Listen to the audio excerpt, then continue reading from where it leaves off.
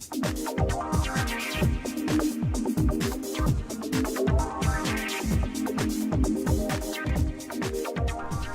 one of the more common conditions which we will treat using the shockwave device or extracorporeal shockwave therapy is tendinopathies. Okay. Now, a tendinopathy, people used to believe that it was an inflammatory condition of the tendon, which was why it used to be called a tendinitis. Now, more common research these days suggests that it's a tendinopathy, and actually what occurs in the tendon is that the structure of the tendon changes. And we talk about tendinopathies in a tendon continuum, meaning that you can go forwards and backwards on that continuum, and they can go through various different stages. And that's usually dependent on the amount of stress which has been placed upon the tendon. Okay? In an acute tendinopathy, what you would generally do is you would rest, allow it to settle down, and that's usually within the 2 to 3 days sort of period. If you've had tendon pain for much longer, you tend to enter into that remodeling phase. What occurs here is that the tendon has swollen with water initially, which is basically the tendon's way of trying to sustain the load which is being placed upon it by making itself bigger.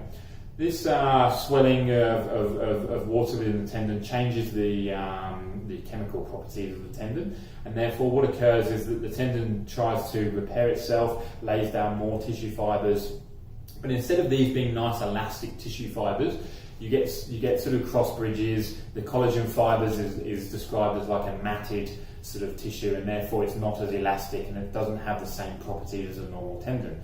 This can occur for anywhere between sort of 1 to 6 months, and that's the remodeling phase. Okay. If you then continue to place a large load upon that tendon, you actually enter into more the sort of chronic phase, and this is where you get scarring within the tissue, and you get sort of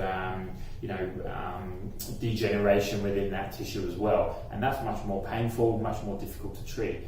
Now, what most people do within the sort of treatment phases of a tendinitis or a tendinopathy is they try to rest it. Okay, and if you're in that early phase, brilliant, the rest works really well, it allows it to settle down. However, if you're in the later stages of tendinopathy and you've had it for a little bit longer, what occurs is that you rest it and it feels better, but the structure of the tendon hasn't actually changed.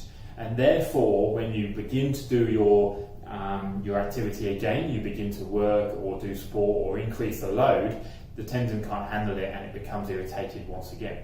And that's where something like shockwave comes in really well, because extracorporeal shockwave therapy is a little bit more of an aggressive form of treatment for a tendon. It helps to break down the collagen fibres and the tissue fibres and allow them to be reformed in a correct fashion. All right? And therefore, when you enter into that remodeling phase, and especially into that chronic phase, you can get really, really good results with extracorporeal shockwave therapy with tendon injuries.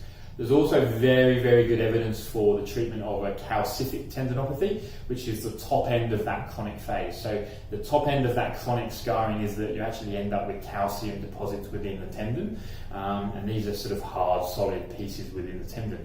And there's very good evidence, for example, with supraspinatus tendinopathy in the shoulder, to break down those tissue fibres, break down that calcium, and allow it to be reformed. So we find that we get exceptional results in the clinic with those sorts of tendon injuries with shockwave therapy, and that's something that if you would like to explore, give us a call and we can have a little chat with a physiotherapist in regards to how it may help you.